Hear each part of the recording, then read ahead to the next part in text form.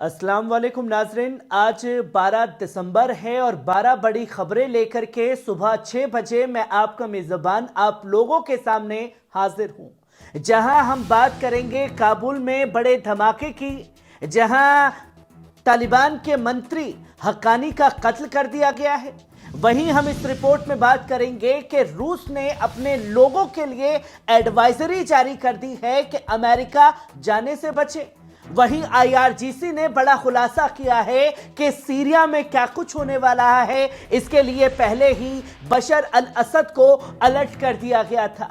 वहीं सईदा जैनब की मजार पर बड़ा हमला जो है तहरीर अल शाम के आतंकियों द्वारा किया गया है, जिसकी तस्वीर लोगों के सामने आ रही है। वहीं ईरान के सर्वोच्च नेता अयतुल्ला अली खमेनी साहब ने साफ तौर पर कहा है कि एक बड़ा बम है आईएसआईएस, जो तमाम मुसलमानों को बदनाम करने की कोशिशें करता है। ये तमाम बड़ी खबरें जो हैं आप लोगों के सामने आपकी स्क्रीन पर होंगी, पर सबसे पहले अपील के पल पल न्यूज को सब्सक्राइब कीजिए, बेल आइकॉन दबाइए, वीडियो को ज्यादा से ज्यादा शेयर कीजिए और सच्ची पत्रकारिता को बचाने के लिए चैनल को ज्वाइन कीजिए। दोस्तों, आप पहली खबर अपनी स्क्रीन पर देख सकते हैं कि दमिश्क सीरिया में महज 48 घंटे के अंदर तीसरे साइंटिस्ट की हत्या ने पूरे इलाके को हिला करके रख दिया है। यह घटनाएं इल्म और तरक्की पर एक खतरनाक वार के तौर पर देखी जा रही है। केमिकल साइंटिस्ट हमदी इस्माइल नदा को उनके घर में मुर्दा पाया गया। वहीं न्यूक्लियर माइक्रोबायोलॉजिस्ट जहरा अल की उनके घर में लाश मिली है। वहीं फिजिस्ट शादिया हबाल और उनके शौहर को उनके घर में मारा गया है। यह घटनाएं न सिर्फ सीरिया बल्कि पूरे इल्म और तहकीक की दुनिया के लिए एक बड़ा नुकसान है। और हत्याओं के पीछे की साजिश क्या है और कौन इस इल्म के उजाले को बुझाना चाहता है, यह सबसे बड़ा सवाल है। पर अब सवाल तो उन लोगों से भी जो बशर अल असद की हुकूमत गिरने के बाद एक दूसरे को बधाई संदेश दे रहे थे। वही आप दूसरी खबर भी अपनी स्क्रीन पर देख सकते हैं। रूसी रक्षा मंत्रालय ने यूक्रेन पर बड़ा आरोप लगाया है, जहां एटीसीएम्स मिसाइलों से रूसी मिलिट्री एयरफील्ड को निशाना बनाया गया है। रूसी रक्षा मंत्रालय का दावा है कि यूक्रेन ने इस हमले में 6 एटीसीएम्स मिसाइलों का इस्तेमाल किया है, जिनमें से सभी को इंटरसेप्ट कर लिया गया। लेकिन स्थानीय रिपोर्ट्स कुछ और ही कहानी बयां करती है। इन रिपोर्ट्स के मुताबिक हमले से सैन्य ढांचे को बड़ा नुकसान हुआ है और हताहतों की संख्या भी बताई जा रही है। यह घटना ऐसे वक्त पर हुई है जब रूस यूक्रेन जंग में पहले से ही तनाव अपने चरम पर है। अमेरिका द्वारा यूक्रेन को एटीसीएम्स जैसी एडवांस्ड मिसाइलें देने पर रूस पहले ही अपनी नाराजगी जाहिर कर चुका है।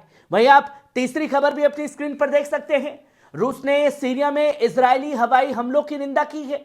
रूस ने सीरिया पर इजरायल के ताजा हवाई हमलों को लेकर कड़ी प्रतिक्रिया दी है। रूसी विदेश मंत्रालय ने इन हमलों को खतरनाक करार देते हुए कहा कि इजरायल ने 1974 के सेपरेशंस ऑफ फोर्सेस एग्रीमेंट्स का उल्लंघन किया है। रूस ने साफ तौर पर कहा कि इजरायल के ये हमले इलाके में तनाव को और बढ़ाने का काम कर रहे हैं। रूसी विदेश मंत्रालय ने बयान दिया कि सीरिया पर इजरायल की यह कार्रवाई न सिर्फ अंतर्राष्ट्रीय कानूनों का उल्लंघन है, बल्कि इससे पूरे क्षेत्र की स्थिरता को खतरा पैदा हो रहा है।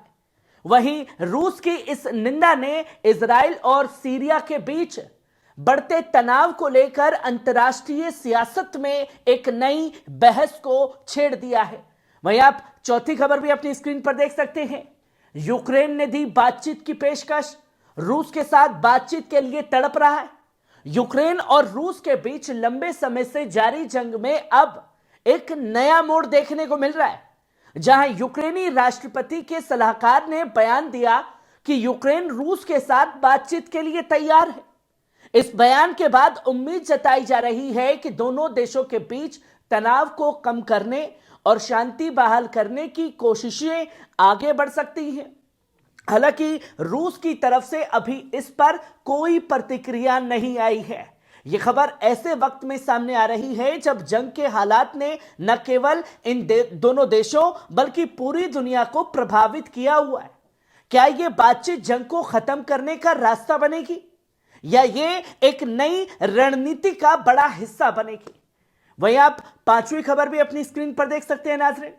रूस की अपने नागरिकों को सलाह, अमेरिका की यात्रा से बचे। रूस ने अपने नागरिकों के लिए एक महत्वपूर्ण एडवाइजरी जारी करते हुए कहा कि अमेरिका की यात्रा से परहेज करें। रॉयटर्स के मुताबिक रूस ने बढ़ते खतरों का हवाला देते हुए यह चेतावनी दी कि रूसी हुकूमत का कहना है कि मौजूदा हालात और अमेरिका में बढ़ते खतरों को देखते हुए यह कदम एहतियात के तौर पर उठाया गया है। उन्होंने अपने नागरिकों को सजग रहने और अनावश्यक यात्राओं से बचने की भी सलाह दी है।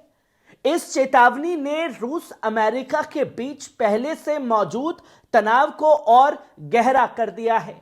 क्या ये दोनों देशों के संबंध में एक नई खाई को भी दर्शाता है? वहीं आप छठी खबर अपनी स्क्रीन पर देख सकते हैं, जहां चीन, रूस और उत्तर कोरिया की बढ़ती साझेदारी पर चिंता जाहिर की जा रही है। अमेरिकी राष्ट्रपति जो बाइडेन ने एक गोपनीय राष्ट्रीय सुरक्षा मेमो पर हस्ताक्षर किए जिनमें चीन, रूस, ईरान और उत्तर कोरिया के बीच बढ़ती रणनीतिक साझेदारी पर चिंता जताई गई है। एक अमेरिकी अधिकारी के मुताबिक यह मेमो इन चार देशों के बीच गहराते रिश्ते और उनके अमेरिकी हितों और सहयोगियों के खिलाफ बढ़ते खतरे को लेकर अमेरिका की गंभीरता को दर्शाता है। यह कदम ऐसे समय में सामने आया है जब अमेरिका को वैश्विक स्तर पर नई चुनौतियों का सामना करना पड़ रहा है। दोस्तों, चीन और रूस के मजबूत आर्थिक और सैन्य संबंध, ईरान की बढ़ती ताकत और उत्तर कोरिया की उकसाने वाली नीतियां अमेरिका और उसके सहयोगियों के लिए चिंता का कारण बन चुकी हैं। पर असली खेल तो अब शुरू होने वाला है, जहां महाशक्तियों का टकराव बाकी है। वहीं आप सातवीं खबर भी अपनी स्क्रीन पर देख सकते हैं। सीरिया को दुश्मनों की साजिश पर पहले ही चेता दिया गया था। ईरान की खुफिया एजेंसियों ने सीरिया हुकूमत को महीनों पहले ही दुश्मनों की साजिश को लेकर आगाह किया था। खुफिया एजेंसियों ने सीरियाई अधिकारियों को सावधान करते हुए कहा कि दुश्मन के छोटे दोस्ताना रवैये पर भरोसा ना करें। यह चेतावनी उस वक्त दी गई थी जब दुश्मन अपनी साजिशों को अमली जामा पहनाने की तैयारी कर रहा था, लेकिन अफसोस इस नसीहत को नजरअंदाज कर दिया गया, जिससे मौजूदा हालात पैदा हुए हैं। खुफिया एजेंसियों का यह बयान दुश्मनों के इरादों और उनकी धोखेबाजी को लेकर एक अहम सबक भी है, जो पड़ोसी देशों ने खासतौर पर धोखा देने का काम किया गया। सीधे सीधे इशारा तुर्की की तरफ है। वहीं आप आठवीं खबर भी अपनी स्क्रीन पर देख सकते हैं। इजराइल के एक पूर्व राष्ट्रपति ने एक सनसनीखेज दावा किया है। उन्होंने कहा कि ब्रिटेन की महारानी क्वीन एलिजाबेथ ने इजरायलियों को बंगिंग पैलेस में प्रवेश की अनुमति नहीं दी थी। उनके मुताबिक महारानी का मानना था कि हर इजरायली या तो आतंकवादी है या आतंकवादी का बेटा है।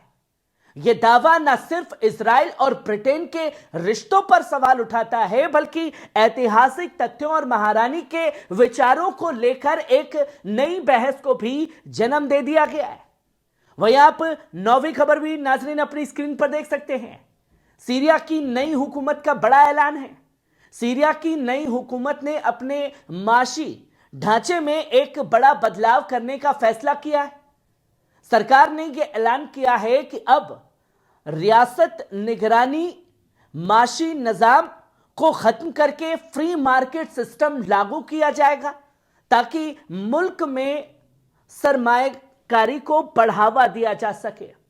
इस फैसले का मकसद सीरिया की माशी हालत को सुधारने और घरेलू व खारजी सरमायाकारों के लिए मौके पैदा करना है। नई हुकूमत का साफ तौर पर मानना है कि इस कदम से रोजगार के नए मौके मिलेंगे और मुल्क की माशी बेहतरी का रास्ता भी खुलेगा। वहीं आप 10वीं खबर अपनी स्क्रीन पर देख सकते हैं। काबुल में बड़ा धमाका, अफगान मंत्री खलील उर रहमान हक्कानी की हत्या कर दी गई है। अफगानिस्तान के शरणार्थी और वापसी मामलों के कार्यवाहक मंत्री खलील उर रहमान हक्कानी की काबुल के वजारत महकमे में हुए एक धमाके में मौत हो गई है। यह हमला बुधवार को अफगानिस्तान की राजधानी के बीचों बीच हुआ, जहां तालिबान के मुख्य प्रवक्ता ज़बीहुल्लाह मुजाहिद ने इस खबर की तस्दीक की, लेकिन धमाके की तफसीलात या हताहतों की सटीक संख्या को लेकर कोई जानकारी नहीं दी गई है। काबुल पुलिस ने इस मामले को वहशी कार्रवाई करार दिया है और इसे खारिजियों की साजिश बताया है। तालिबान अक्सर इस लफ्ज का इस्तेमाल अपने दुश्मनों के लिए करता है। शुरुआती रिपोर्ट्स के मुताबिक इस हमले में कई और लोग भी घायल हुए हैं और उन्हें काबुल के स्थानीय अस्पतालों में भर्ती भी कराया गया है। पर इस हत्या के बाद में एक खलबली खासतौर पर अफगानिस्तान में मच चुकी है। वहीं आप 11वीं खबर भी अपनी स्क्रीन पर देख सकते हैं। गजा में सीज फायर की कोशिशें तेज। गजा में जारी जंग को खत्म करने और सीज फायर के लिए नई उम्मीदें जगी हैं, जहां अमेरिकी deputy national security adviser John Finer ने न्यूयॉर्क में रॉयटर्स नेक्रेस्ट कॉन्फ्रेंस के दौरान कहा कि गजा में सीज फायर के लिए नया जोश और ऊर्जा देखने को मिल रही है।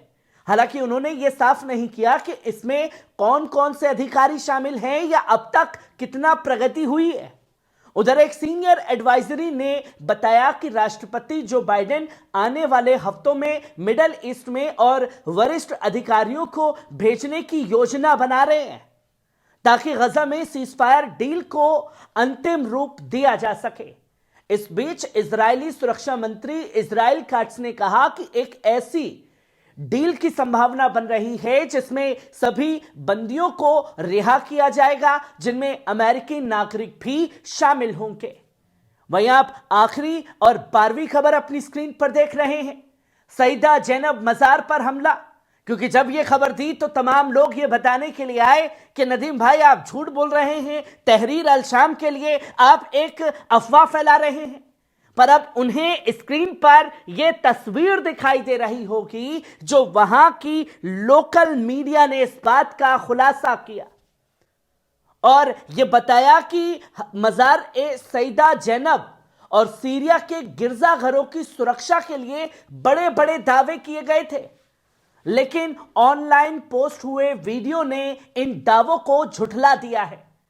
बुधवार को हथियारबंद गुटों ने सईदा जैनब मजार पर हमला करने की कोशिश की।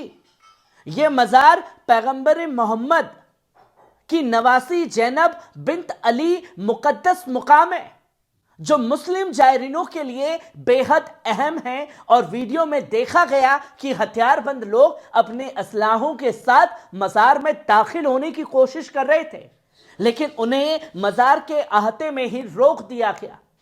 अलमायदीन के सूत्रों के मुताबिक मजार के मुहाफिजों ने तनाव बढ़ने से बचने के लिए पीछे हटने का फैसला किया था, क्योंकि उन्हें यकीन दिलाया गया था कि मजार को अपमानित नहीं किया जाएगा।